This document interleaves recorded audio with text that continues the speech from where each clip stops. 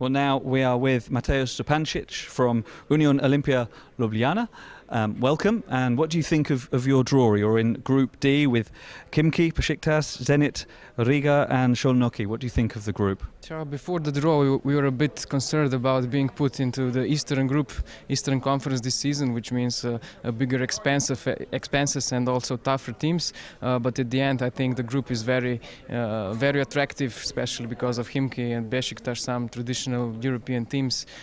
So it's very attractive for our public, and also we believe that the teams are also beatable. So we can at least hope to qualify for second round. And how is your team coming along with the season?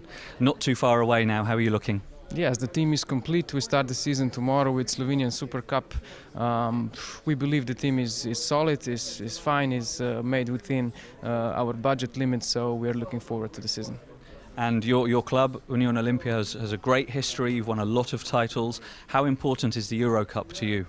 Of course, we are a traditional European team, being in EuroLeague for decades now. For the second season in a row, we'll play EuroCup, which also was well accepted by our club, our public, the media, everything. So it's a competition within our level at the moment. So we believe EuroCup is the right place for us at the moment. But in the future, we also, of course, we have to have ambitions to also go higher, to go back to the EuroLeague.